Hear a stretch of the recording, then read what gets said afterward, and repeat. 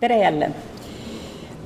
See teema tegelikult mõnes mõttes liigutab mind selle poolest, et oma töö tõttu olen ma mitmel puhul kohtunud Taani kroonitud peadega ja kohe päris mitmel korral Taani kuninganna Margarethe teisega. Ja seetõttu ma mõtlesin, et see teema oleks nagu midagi, mis mulle nagu põnevust pakub. Ja kui Taani kroonitud peade päris esimesed reisid Eestimaa pinnale oli seotud, nagu me kuulsime esimesest ettekandest, merekonfliktidega, sõitudega ühte kui teise paika selles mõttes, et saada vara või maid või võimu, siis Taani ja millal täpselt Taani esimesed kuningad Eestis käisid, see on kõige kindlamalt võib-olla tõesti kirjutatud Läti Henriku kroonikas, kuid Taani ajaloolased, ma lugesin Taani raamatust Taani ristisõjad, seda, et Taani kuningas Knut VI paistab olevat käinud Eestis juba 1196. aastal. Võib-olla küll. Ja Henriku kroonika ütleb ju ka seda, et taanlasi on liikunud Riia linnas seoses kaubasuhetega ümber Balti mere. Kuid nagu juba öeldud, ega Henriku kroonika Taani tegemisi väga põhjalikult ei kirjelda ja rohkem seda, mis temale endale huvi pakkus või mis tegelikult võis huvi pakkuda piiskop Albertile, kelle jaoks ta põhiliselt kirjutas.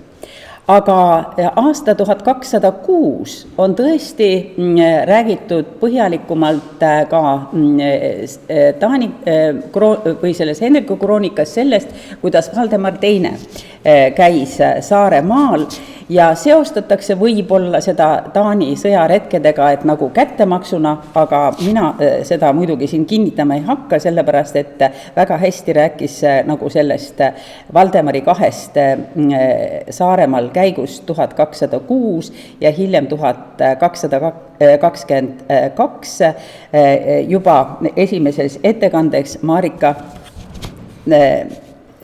seda. Aga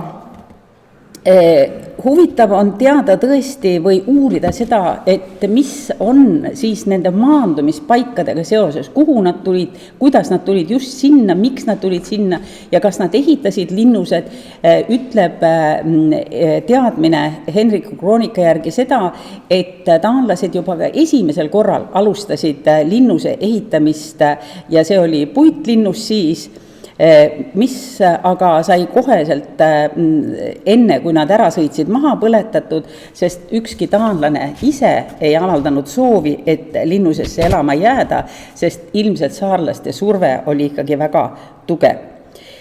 Igatahes saarele maha jäänud tõesti Anders Sunessen läks 3 raskes lastis laevaga Riia poole, kuhu ta siis 1206 varakevadel suundus ja kus oli varustust Riia linnale ja kus nagu ajalooallikate järgi tegeles ta aktiivselt kohalike inimeste ristijoosku pööramisega.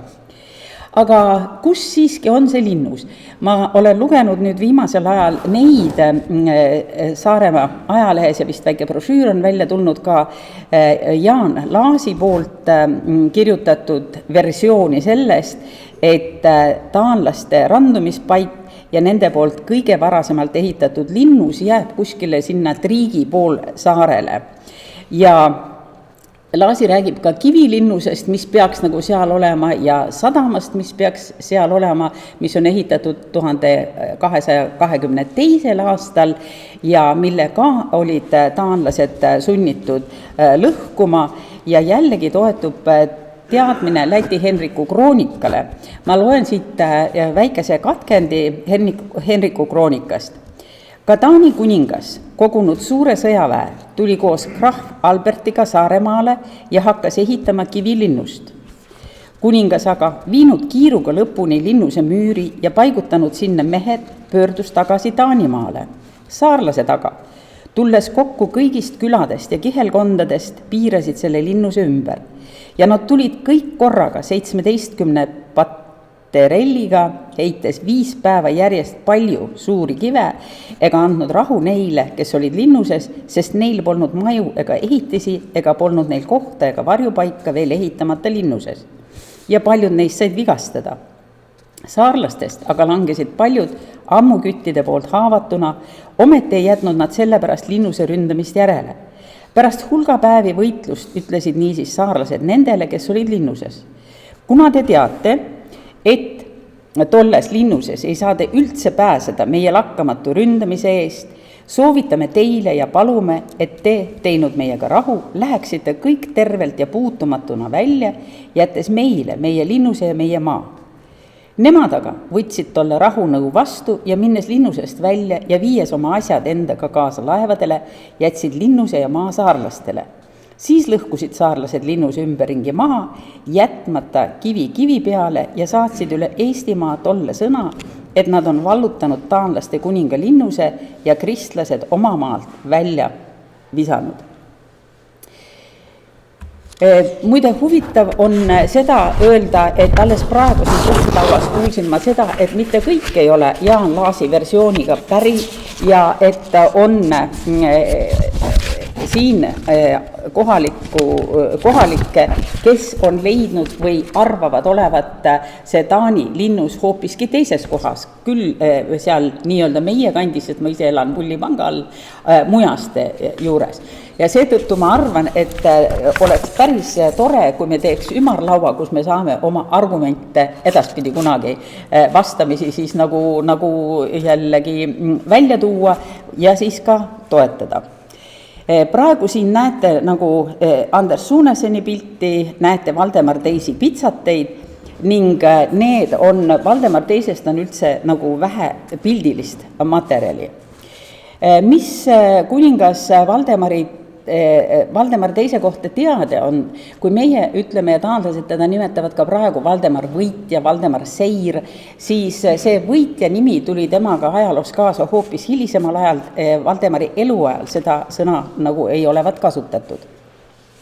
Valdemar sõdis palju, nagu teada, oli ta vangis, kus tema võimu vangistuses oleku 3 aasta jooksul Taanis nagu erilisi arenguid ei toimunud ja siis, kui tal ei õnnestunud ka seal sõjakäigud Saksamaa vastu, oli üks Bornhövedi lahing, kus ta nagu kaotajaks jäi, siis keskendus Valdemar Teine põhiliselt oma sisemaa probleemidele ja hakkas tegema reforme, mis puudutasid aadlikke, kaupmehi ning need reformid said kinnitatud just enne tema surma 1241. aastal ja taanlased tunnevad seda kui Jüütimaa seaduse nime all Jyske lau. Mis aga ma tahan öelda üldse, kui mõelda nende kuningate visiitidele või külaskäikudele või retkedele Saaremaale, siis siia on jõudnud ikka tõelised karismaatilised kuningad. Knud VI ütleme, võib-olla me teame vähem, aga Valdemar oli kindlasti karismaatiline inimene.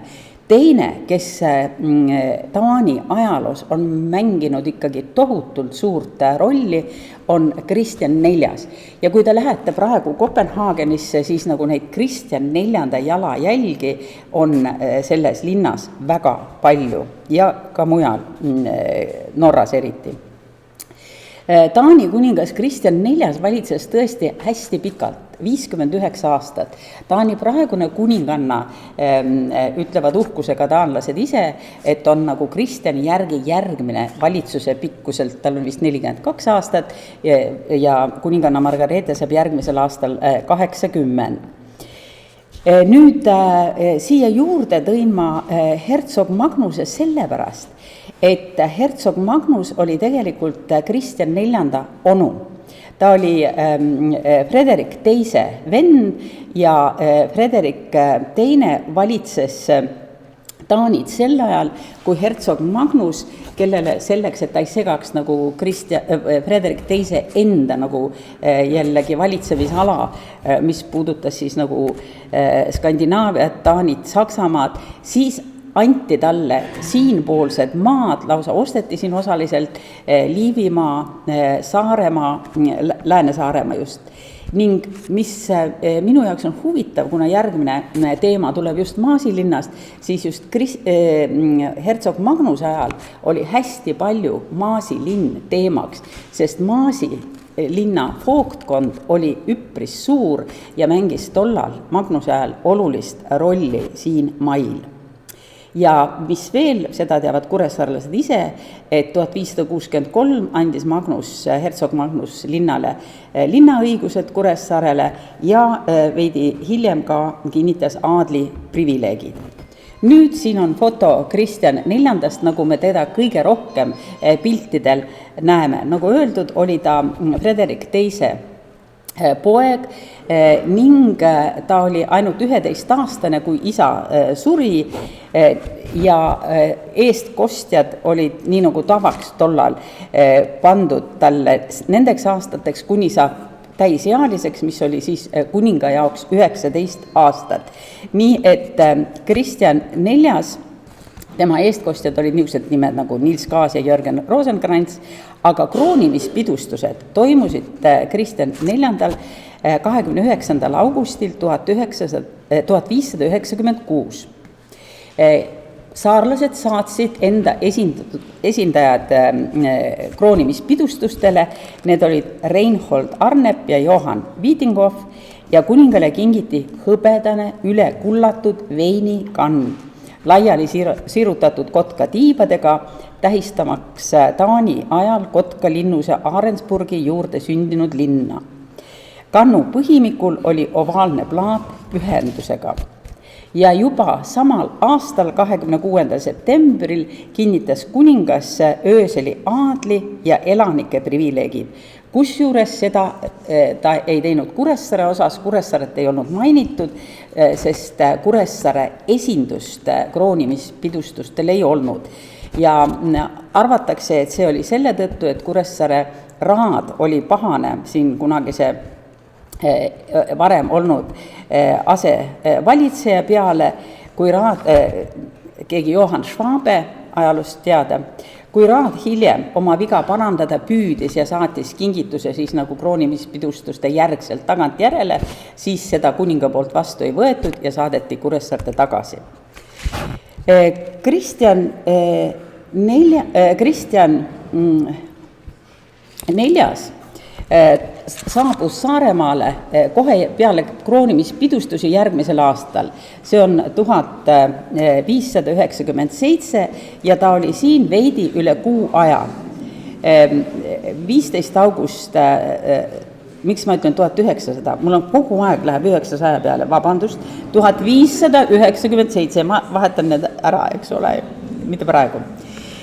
Ja 15. august saabus ja kuu aja pärast umbes läks jällegi ära ja tema vastuvõtjaks siin oli Klaus Maldesen-Scheeste, Taani asehaldur Saaremaal kuni 1612. Täna küll ei ole Peeter Küüni siin, kuid ma arvan, et kindlasti oleks ta rääkinud Scheestedi pojast, Hannibal Scheestedist, sest üks Eestis, õigemini Saaremaal siinsamas, Kuressaare lossis sündinud mees, kes hiljem nii Taanis kui Norras saavutas võimu tohutu kuulsuse ja kellest sai Kristjan IV väimees, muide 7 kandidaadi hulgast, hästi hoolega valitud väimehi, siis see Hannibal Scheested oli see mees, kes oli Kristjan IV üks nagu niisuguseid usaldusaluseid.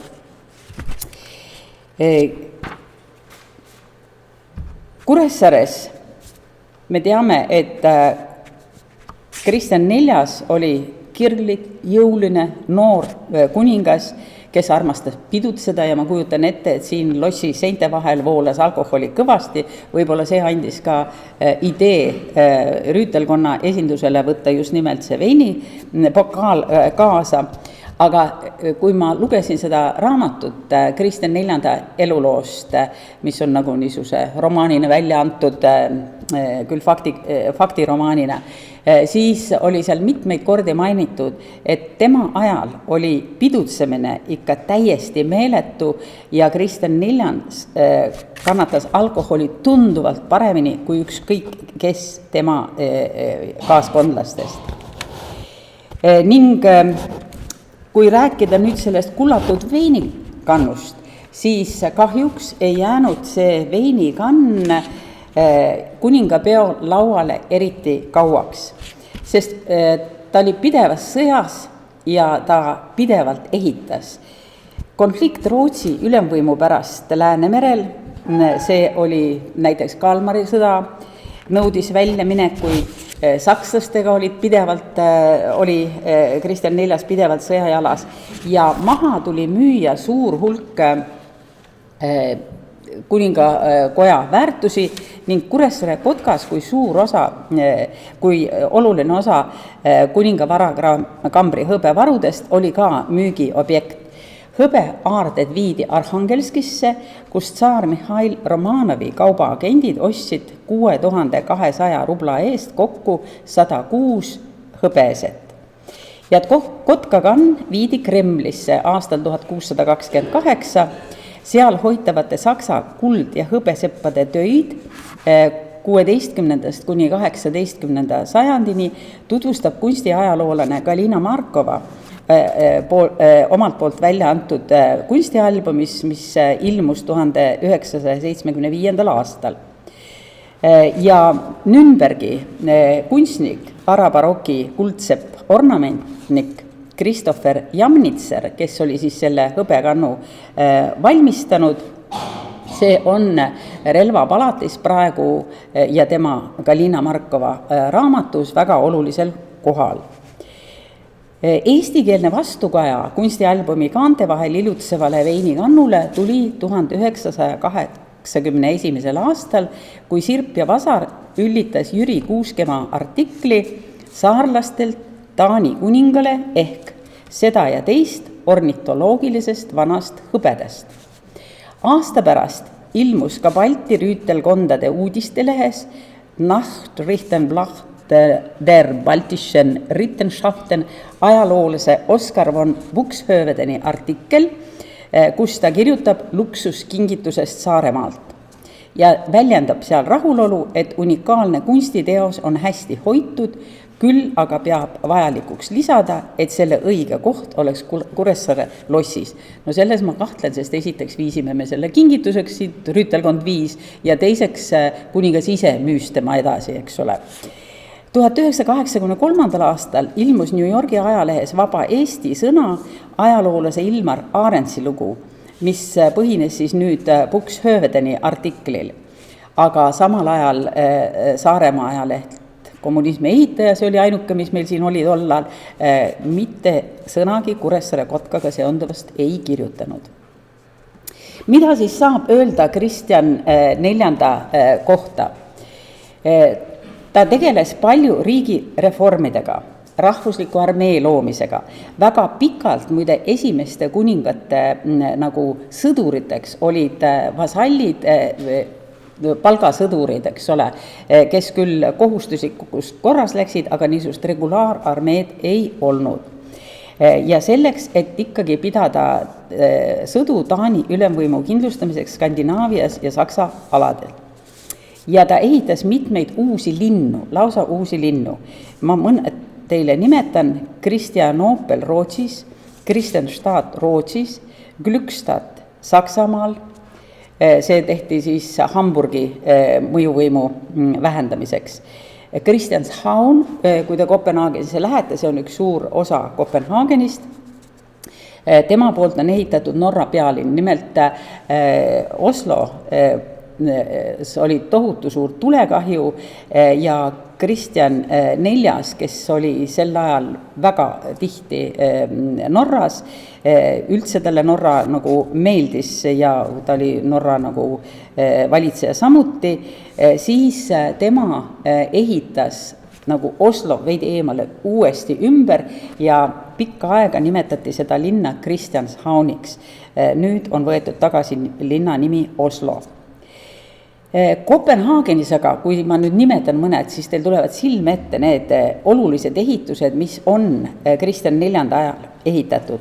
Rundetorn, Börsen, Kastellet, see on see kindlus, Rosenborgi loss, Holmeni kirik, Trinitaatise kirik ja elamud, need on need kollased majad seal Nüübooder. Ma olen seal 1 kuu aega ühes korteris elanud ja ütlen teile, et see on täpselt Kristjan IV aegne, nagu ega maju ei ole absoluutselt muudetud, need pisikesed korterid pisikesed tubadega, ainult on leitud mingisugused väikesed nurgakesed, kuhu on ehitatud siis sisse tualettruum ja pisikene dušš. Nii et need on täiesti Kristjan IV ajast. Nii. Aga tema järglasi, tahan öelda, on tohutult palju peaks olema Taanis, sellepärast, et esimese naisega, Anne-Katriinega, oli tal 7 last. Minu meelest mõned on sealt surid juba peale sündi ja Kirsten Munk, tema teine naine, Kirsten Munkiga oli tal 12 last. Ja ajaloos on tunnustatud veel 5 Kristjan IV last, kes on siis sündinud väljaspool abielu. Nii, et seal saab olema neid palju. Taani kuninganna Margarete on külastanud Eestit 3 korral. 1992 see oli riiklik visiit, kus Taani kuninganna tuli esimest korda Eestisse, vabasse Eestisse. Teine kord oli siis 15–17 juuni ja seda ma usun siin saalis nii üks kui teine võib mulle öelda, kuidas see täpselt käis, sellepärast, et see oli isiklik visiit, privaatne visiit, ta oli koos, mõlemal visiidil oli koos prints Henrikuga ning 2001 oli ta Saaremaal president Lennart Meri kutsel. Ning nüüd 3. kord oli sel suvel 15–16 juuni seoses Dannebrog 800. aastapäevaga. Ja kui ma ütlen, et Lennart Meri kutsel, siis tahan ka seda öelda, et see on nagu Taanis väga teada fakt ja ka siin, et kuninganna Margarete II ja Lennart Meri vahel valitses siiras üksteise austamine ja lugupidamine. Ja võib-olla isegi võime öelda sõprus, sest nad on mõlemad huvitatud ajaloost. Taani kuninganna on käinud ju arheoloogilistel väljakaevamistel mitmetel kohtadel. Ning ma tahaksin siinkohal teile lugeda ette Taani välisminister Uffe Ellemann-Jenseni raamatust Den ene dag er kort, päev on lühike, ühe väikese katkendi. Ja kujutage ette, me oleme praegu saanud just oma iseseisvuse ja meie välisministrid, ta oli eelmine aasta öelnud Uffe Ellemann-Jensenile, et kuule, kui sa meid järgmine suvi ei näe 3 Balti välisministrit, me oleme siis Nõukogude Liidus veel, siis me seilame mööda jällegi meresid ja loome diplomaatilisi suhteid. Ja nüüd siis, esmaspäeval pidid 3 Balti välisministrit Kopenhaagenisse jõudma. Nad jõudsid hilja Islandist saabuva lennuki hilinemise tõttu. Kuninganna oli soovinud kohtuda kõigi 3 välisministriga ja Fredensborgist oli tulnud teade, et nad on teretulnud olenemata sellest, mis kell jõuavad. Istusime kohe minibussi ja politsei eskordi saatel sireenide huilates suundusime lossi poole. Teel saime tekkinud poliitilise olukorra üle nõu pidada. Jõudsime kella 23 ajal. Ma ei unusta seda vaatepilti iialgi. Täiskuu säras selges taevas, valgustades valge lossi ilu. Lossiplatsil oli täies pidulikkuses, sinises vormis ja karu nahast mütsidega üles rivistunud kuninganna vahtkond. Tamburiinikorpus seisis nende kõrval. Meie bussi lähenedes mängiti tervitusmarssi ja vahtkond andis au. Ära nuta, Lennart, sõnas Jurgans. Kuid Lennart Meri polnud ainus, kes pühkis silmanurka tekkinud pisara. Suures saalis ootas meid kuninganna, kes oma kõnes soovis kõigile tere tulemast maailma vabade riikide hulka. Lennart Meri tuli 3 aastat hiljem kuninganna kutsel uuesti Fredensborgi, siis juba oma maa presidendina. Oma kõnes meenutas ta seda esimest kohtumist, mis toimus mõni päev peale Baltimaade iseseisvumist. Ja seega vastas kuninganna Lennart Meri kutsele jaatavalt ning saabus siia Roomassaare sadamasse 15. juunil 2001 ja sadamakapten, kelle käest muidugi enne intervjuud küsiti, et kuidas ettevalmistused käivad, ütles, et 80-meetrine alus, et see randub siin hästi, süvis on piisav ning kell 10 hommikul oldi kohal ning loomulikult ootas neid president Lennart Meri koos saatjaskonnaga ja sealt suunduti Raekotta ja kohtuti tollase linnapea Jaanus Tamkiviga. Seejärel külastasid kõrged külalised Saaremaa muuseumi, ma ei tea, kes teist siis kohal oli, Tõnu, sa ei olnud veel, no igatahes 2001 oli tema siin. Ning edasi läks külaliste marsruut Pädaste poole, kus toimus õhtusööp. Samas Pädaste mõisas ka ööbiti. Kõigepealt pööras delegatsioon loomulikult Kuressaare teelt, mis te arvate, ikka sinna Kaalijärve poole, sest Lennart Meril oli Kaalijärvest hästi palju rääkida. Ning seejärel peatuti Valjala kiriku juures, mille kohta ma tahan tõesti, mul on hea meel, ma olin sellel kohtumisel ka, kui teisipäeva klubi oli Valjalas ja me natukene vestlesime sel teemal, et me ei tea päris täpselt, kes ehitas, kuidas ehitas, aga ma olen ka täiesti veendunud, et nagu kirjutajad ikkagi väga tihti kirjutavad oma ajalukku ka kõik vägeva, mis on toimunud, vaatamata sellele, kas selle on teinud keegi teine. Ja mulle see Valjala kiriku idee eestlaste ehitatuna sümpatiseerib täiesti. Sest kui ma kirjutasin seda raamatut siin, legendid ja lood Taani ja Eesti vahel, ma tahan teile näidata siin ühte meest. See on kunstnik Johannes Hau.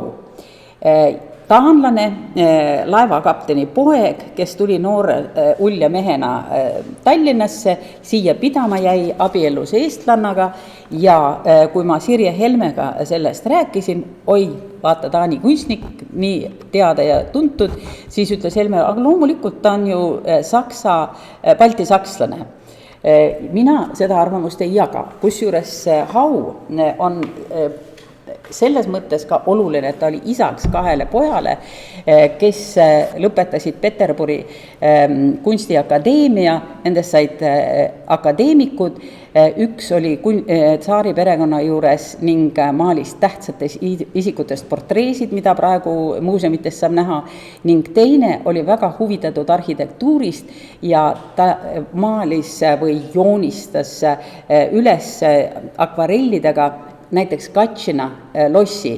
Need on fantastilised akvarellid ja kui Gatšina pommitati sõja ajal maha, siis selle Hau jooniste järgi ehitati Gatšina uuesti ülesse.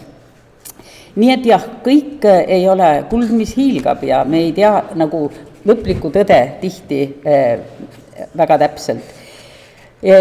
Muhus, mõelge Koguva külale, sealt ei saanud mööda minna ega Juhan Smuulist rääkimata jätta. Peale Pädastet järgmisel päeval olid nad Valjala maalinnas, Kaarma kirikus, Loona mõisat külastasid ja seda ma teadsin ka, et nad tegid kopteritiiru Saaremaa kohal, see tõesti tehti ja siis pühapäeval hiivas Tannebrog ankru ja sõitis tagasi Taanimaa poole. Mida öelda kuninganna kohta? Näete, siin on üks väike pilt, mis ma sain nagu Saaremaa ajalehest, kuninglik visiit Saaremaale. Taani kuninganna on sündinud 16. aprillil 1940 ja 16. aprill on Taanis, tähistatakse alati sünnipäeva ja lisaks tähendab, et kuninganna on alati ka Taani kiriku kõrgeim võim ja Taani kaitsejõudude ülemjuhataja.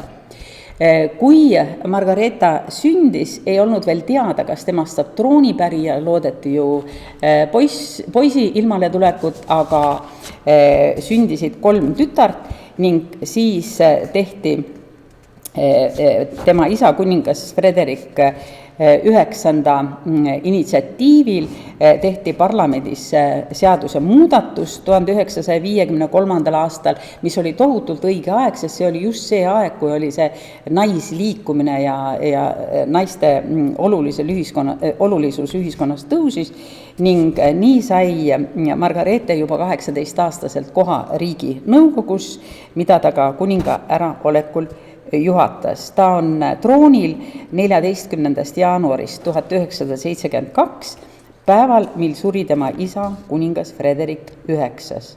On õppinud Cambridge'is, Aarhusis, Sorbonnis, Londoni majanduskoolis, valdab vabalt taani, prantsuse, inglise, rootsi ja saksa keeli. Ja seda te teate, tal on 2 poega, ning minul õnnestus, ma ei ole kohtunud kroonprintsiga, aga olen kohtunud prints Joachimiga, kes hetkel teeb niisugust filmi Taani televisiooni jaoks, kus ta käib läbi kõik need riigid, ääremaad, nii-öelda Taani ääremaad, mis kunagi on kuulunud Taani kuningriigi koosseisu ja see ilmselt siis Taani Dannebrog'i 8. aastapäeva puhul nagu annab niisuguse tagantjärele pildi veel Taani kunagisest võimsusest. Nii, tänan!